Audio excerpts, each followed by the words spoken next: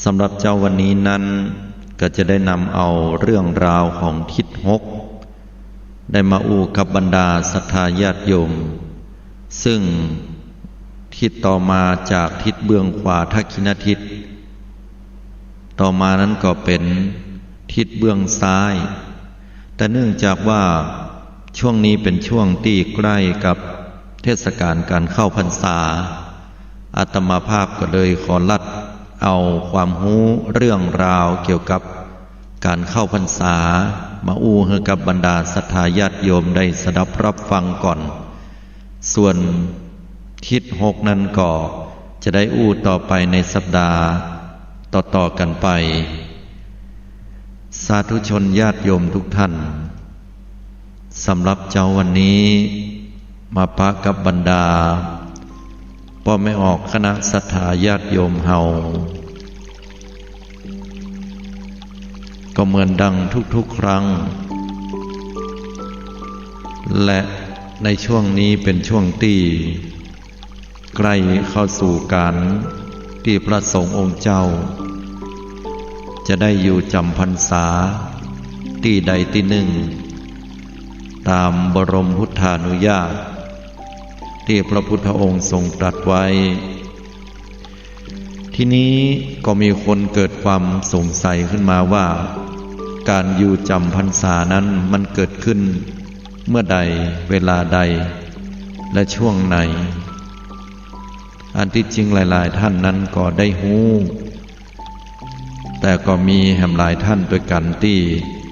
บ่ได้ฮู้ในประวัติและเรื่องราวตลอดจนถึงพระธรรม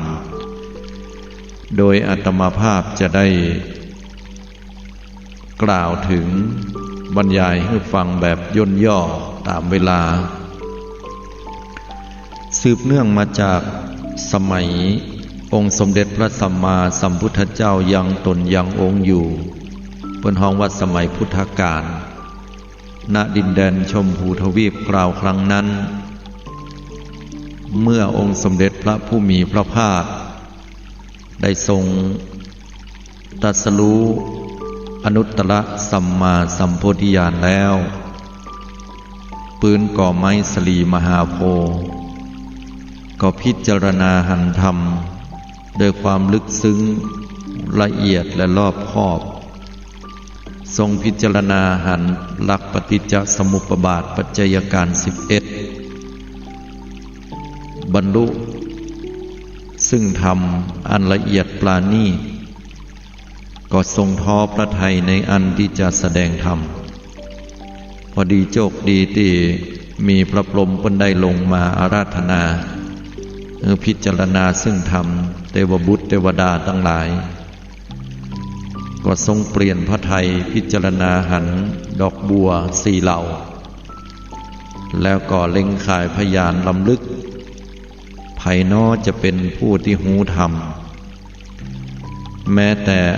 อาลาลดาบทและอุทธกดาบทผู้อันขึ้นชื่อว่าเป็นอาจารย์ในยามที่ทรงแสวงหาธรรมสัจธรรมความหลุดพ้นอยู่นั้นก็ได้มรณภาพลงเมื่อตะวานี้เองแต่เนื่องจากไปเกิดอยู่บนพรหมโลกพรหมลุกฟักอันบ่สามารถสดับรับฟังธรรมอันใดได้เลยก็เป็นเหตุเป็นปัจจัยให้พระองค์ทรงหันมาเสาะหาว่าไผที่พระองค์จะได้ไปผายโพธิ์ก็ปรากฏว่าปัญจวัคคีย์ทั้ง5ซึ่งประกอบไปด้วยโกณฑัญญะภัททิยะวัปปะมหานามะและอัสสชิปัญจวัคคีย์คือนักบวชผู้ที่อยู่นอกศาสนาของเฮาได้มาทำนุบำรุงองค์สมเด็จพระสัมมาสัมพุทธเจ้าในตอนนั้นคราวครั้งที่ยังบ่ได้ตรัสรู้ก็ด้วยหันคุณลักษณะที่โกณฑัญญะพราหมณ์เก่านั้นได้ทำนายตายตักไว้ว่าจะเป็นศาสดาเอกของโลกก็ได้ติดตามล้ามตัวมาโดยตลอดแต่เนื่องจากหันว่า เจ้าชายสิทธัตถะหรือว่าสมณะสิทธัตถะนั้นได้ละความเพียรเบียนมาซึ่งความมากกินข้าวแห่ละก็เลยละแล้วก็ได้ปากันหนีไปสู่เมืองหนึ่งชื่อว่าเมืองพาราณสีถ้าหากว่าเราไปกันปัจจุบันนี้ก็จะหันว่าเป็นเมืองท่าน้ำอยู่แล้วก็มีคนไปชำระบาปที่แม่น้ำคงคาอย่างนี้เป็นต้นทีนี้องค์สมเด็จพระสัมมาสัมพุทธเจ้านั้นเมื่อเล็งข่ายพยานไปหันก็มีความปรารถนาในอันจะแสดงธรรมอาศัยพระมหากรุณาธิคุณของพระองค์ได้เดินทางไกลไปสู่เมืองพาราณสีสถานที่คือป่าอิสิปตนมฤคทายวันเมื่อพระองค์ทรงไปเสด็จไปถึงที่หันนั้นก็บรรดาปัญจวัคคีย์ทั้งห้าก็ได้นัดหมายกันว่าจะบ่าลุกขึ้นยืนฮับจะบ่าไปฮับเอาบาตรบับจัดอาสนะน้ำดื่มน้ำฉันให้ละเพราะว่าสมณะผู้นี้เป็นผู้มักมากโดยได้เดชแห่งพุทธานุภาพก็เป็นเหตุยะฮือปัญจวัคคีย์ทั้งห้านั้นลืมสิ่งที่นัดหมายกันถึงหมดปากันจัดเตรียมอาสนะที่นั่งน้ำดื่มน้ำฉันตลอดจนถึงได้ทำการลุกขึ้นยืนฮับต้อนฮับแด่พระพุทธเจ้าของเราแต่ก็ยังมีท่าทีอันกระด้างกระเดื่องว่ามีความเคารพนบนอบต่อองค์สมเด็จพระสัมมาสัมพุทธเจ้าพระพุทธองค์ก็เลยทรงสนทนาถามเรื่องต่างๆบรรดาปัญจวัคคีย์ก็ได้อู้จายังด้วยความบ่เคารพนับถือเหมือนเก่า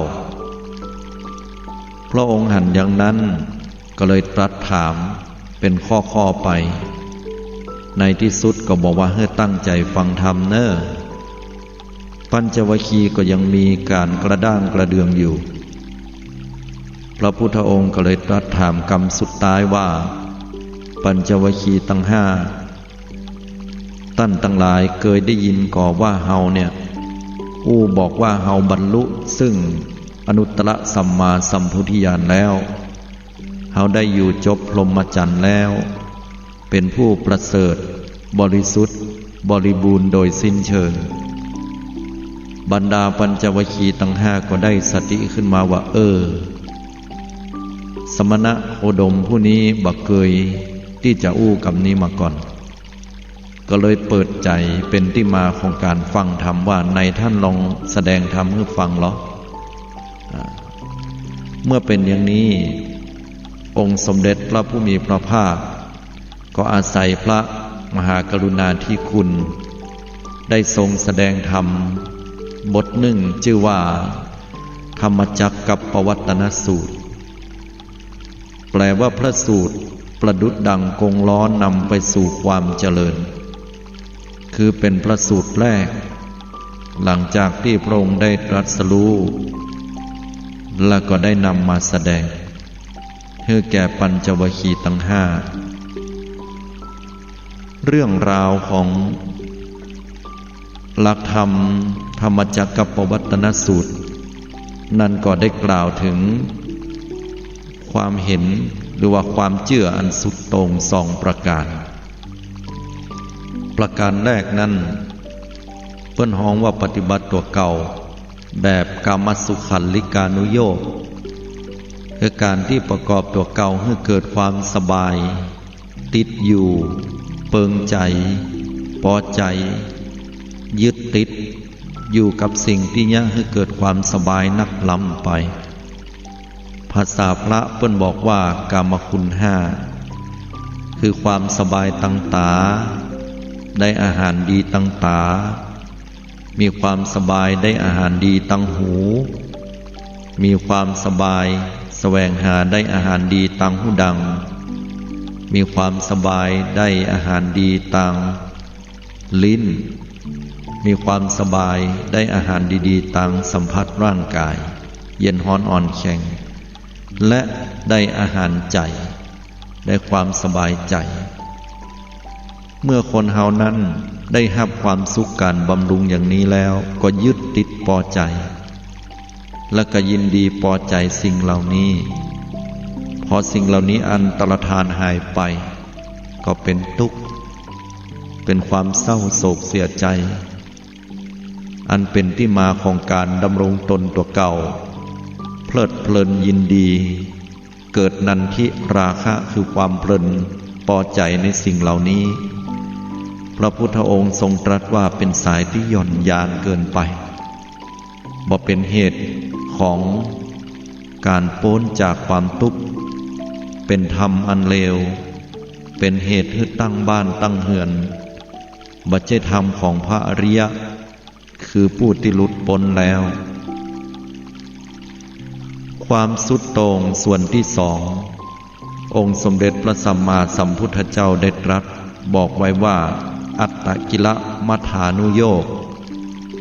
คือการที่คนเฮาปฏิบัติ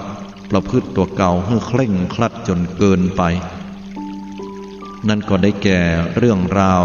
ของคนที่เพียรพยายามจะออกจากความทุกข์ดังกล่าวแล้วข้างต้นคือกามคุณห้าแต่ว่าเพียรพยายามในทางที่สุดโต่งคือผิดไปแล้วก็นักเกินไปยกตัวอย่างเช่นว่าต้องการที่จะให้กิเลสมันหมดจากใจเพราะว่ากิเลสนั้นเป็นเหตุทำให้เกิดความทุกข์ต้องการจะพ้นทุกข์ต้องการจะพ้นจากความบ่สมหวังความผิดหวังเมื่อเกิดขึ้นก็เกิดความเศร้าอกเศร้าใจเมื่อเป็นดังนี้แล้วก็เลยไปทรมานร่างกายโดยการยะฮืดตัวเก่านั้นจะต้องเจ็บปวดทนทุกข์ทรมานโดยเชื่อว่าการทรมานร่างกายก็จะเป็นเหตุยะฮืดกิเลสมันหมดเสี่ยงไปแต่คนเหล่านี้นั้นลืมกึดอิกขลิกใจไปอย่างหนึ่งว่ากิเลสนั้นมันไม่ได้เกิดทางกายกิเลสนั้นมันเกิดทางใจญาติโยมทั้งหลายอันนี้วงเล็บปูไว้น้อยหนึ่งเขาอาจจะสงสัยว่าพระสงฆ์องค์เจ้าเนี่ยเปิ้นบวชมาเมิ้นเปิ้นอย่างมาบวชได้เปิ้นบ่พออย่างเป็นไม่ยิงหรืออื่นใดมันงดงามแล้วก็ต้องว่าบอกว่างดงามละโยมแต่พระพุทธเจ้าเปิ้นให้คำสอนแด่พระสงฆ์องค์เจ้าสามเณรอยู่อย่างหนึ่งว่าถ้าบ่อยากให้กามราคะเกิดก็อย่าดำริการดำริคือการกึดเนี่ยมันจะเป็นที่มาของกามราคะได้ฉะนั้นพระสงฆ์องค์เจ้าเขาจะหันว่าเปิ้นมีการทำวัดเจ้าทำวัดเย็นกวาดวัดทำกิจของสงฆ์ลงอุโบสถคือพยายามจะบ่ให้กิจเนี่ยมันว่างลงพยายามให้มีการปฏิบัติธรรมจิตใจมันจะบ่ไปกึดในเรื่องเหล่านั้นเพราะว่าถ้าเราไปแก้ไขที่กายมันบ่ใช่ต้องแก้ไขที่ใจถ้าเราบักกึดกำเดียวได้โยมมันก็บ่มีอย่างเกิดขึ้นละข้อนี้ฉันใดอัตตกิลมัฏฐานุโยคเหมือนกันปรากฏว่าไปทรมานร่างกายภายนอกบีบคั้นเบียดเบียนสุดท้ายพระพุทธเจ้านั้นก็ได้อดอาหารเพื่อจะให้ตัวเก่าเสี่ยงกิเลสซึ่งถือว่าในยุคนั้นการทรมานด้วยการอดอาหารเป็นสิ่งที่สุดยอดจนพระพุทธเจ้าเกือบจะมรณภาพเกือบจะบ่ได้หันธรรมโชคดีที่ปรมีพระพุทธองค์ได้สะสมสั่งสมมาดีแล้วจึงเป็นเหตุให้ปิกปอกมาปฏิบัติตั้งใจอย่างนี้เป็นต้นโยมฉะนั้นอัตตกิลมัฏฐานุโยคคือการทรมานร่างกายจนเกินไปถ้าเป็นเจ้าบ้านเฮาเนี่ยก็มาอู้ให้ฟังว่าเวลาเฮาเนี่ยการใครมีเงินถามโยมว่าเฮาขี้ค้านเฮาจะสำเร็จกับงานนั้นมันก็บ่สำเร็จเนี่ยการหามรุ่งหามค่ำบ่พักเนี่ยกำแล้วถึงเวลาพักบ่พักถึงเวลากินบ่กินโยมว่ามันจะประสบความสำเร็จก่อนแน่นอนมันอาจจะประสบความสำเร็จ แต่ตัวเฮาน่ะอาจจะตายก่อนหรือมีอันเป็นไปก่อนฉะนั้นแล้วคนที่จะมีความสุขในทรัพย์ที่หาได้เฮาจะต้องบ่ขี้ค้านและบ่มันจนเกินพอดี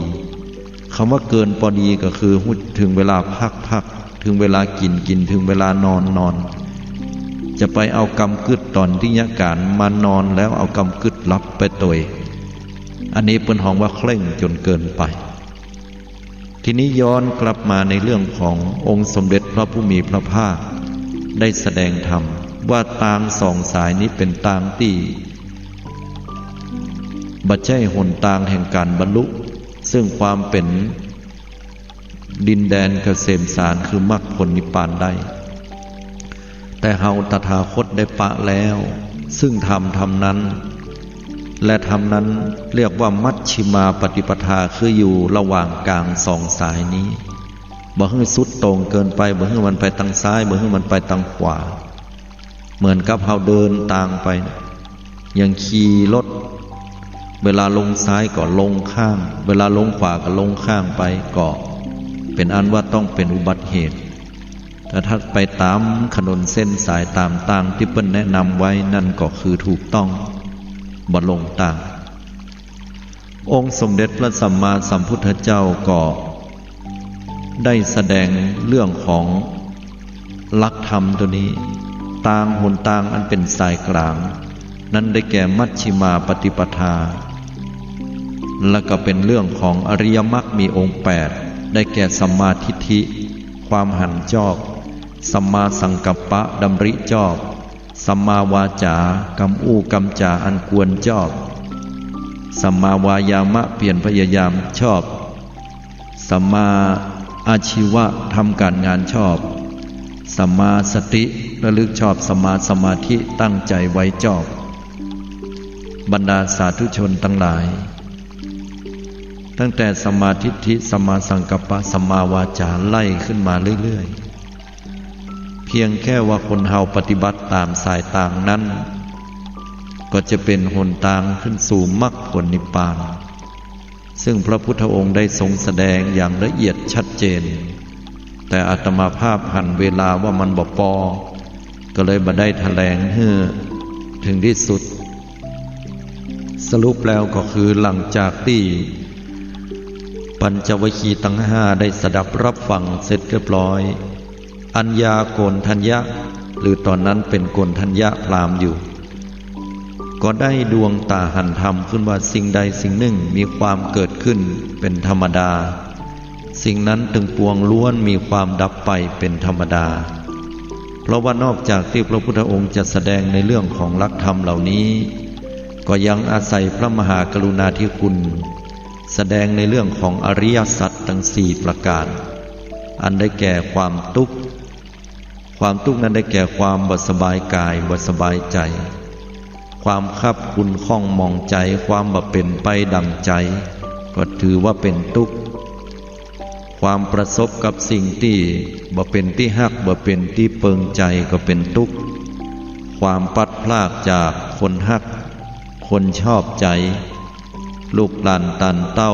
ผัวเมียสามีภรรยาเปลี่ยนไปเป็นอื่นหรือตายล้มหายตายจากไปยิ่งส่องหน้าส่องตาแล้วยิ่งเป็นทุกข์เข้าไปใหญ่โดยย่อแล้วอุปทานขันธ์ทั้ง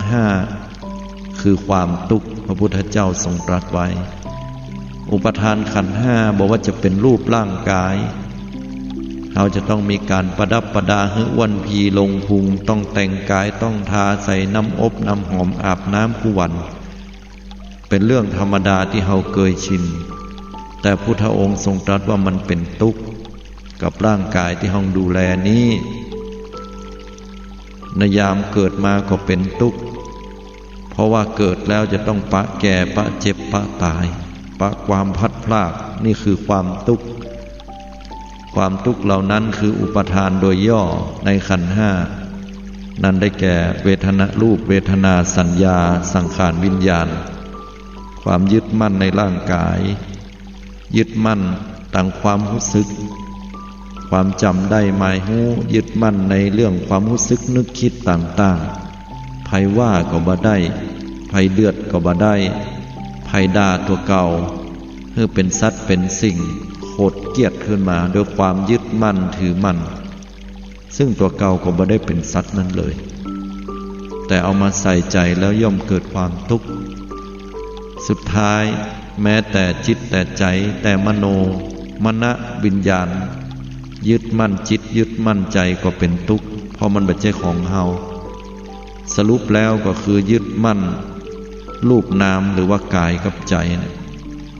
เป็นทุกข์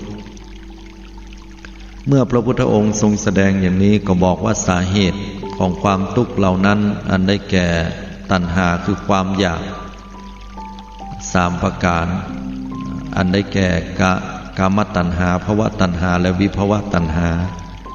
กามตัณหาคือยินดีพอใจในทางตาหูจมูกลิ้นกายใจแล้วก็ภวตัณหาความอยากจะเป็นนั่นเป็นนี่ก็แสวงหามา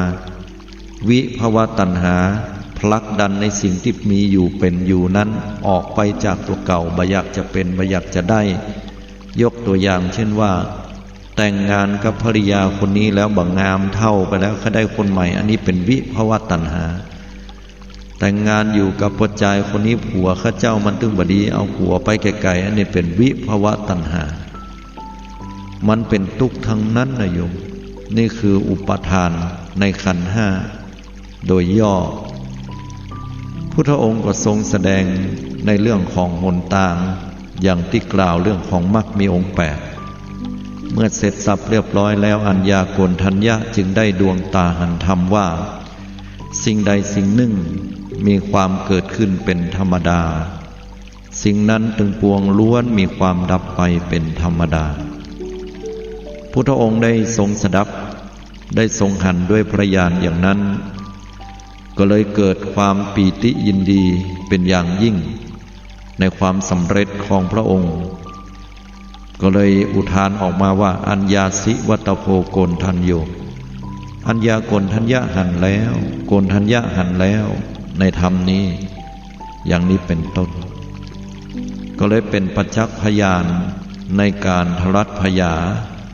เป็นองค์สมเด็จพระสัมมาสัมพุทธเจ้าอย่างสมบูรณ์แบบยิ่งเพราะว่ามีพระสงฆ์เกิดขึ้นในวันนี้และถือว่าเป็นวันแห่งพระสงฆ์ตัวเช่นเดียวกันสาธุชนญาติโยมทั้งหลายวันนี้เปิ้นฮ้องว่าวันอาสาฬหบูชาคือหมายถึงวันที่บรรดาปัญจวัคคีย์ได้รับการแสดงธรรมและฟังธรรมจากพระพุทธเจ้านะวันอาสาฬหบูชาเนี่ยก็เป็นที่มาของการปฏิบัติสืบกันมาตั้งแต่สมัยอดีตเป็นต้นมาในช่วงหลังๆเนี่ยก็เป็นธรรมเนียมประเพณีที่เราจะได้ปฏิบัติกันนั่นก็ถือว่าเป็นวันเข้าพรรษาของญาติโยมตรงกับ15 ค่ำเดือน8ไทยหรือว่า15 ค่ำเดือน10เหนือซึ่งว่า10เพ็งอันนี้ก็เข้าพรรษาซึ่งก็ถ้ามีเดือน8 2เตื้อหรือเดือน10 2เตื้อก็เอา8หลัง10หลังอย่างเปิ้นว่าอย่างปีนี้นั้นก็มาตัดจุจอดฮอดถึงในวันอาทิตย์ที่5 กรกฎาคมพุทธศักราช 2563เป็นวันอาสาฬหบูชาและเป็นวันเข้าพรรษาของญาติโยมส่วนพระสงฆ์องค์เจ้านั้นก็เพิ่นจะเริ่มนับกันตั้งแต่วันแฮม1 ค่ำด้วยกันนะฮะอันนี้ก็ถือว่าเป็นแห่งวัน1เพิ่นจะได้อธิษฐานกัน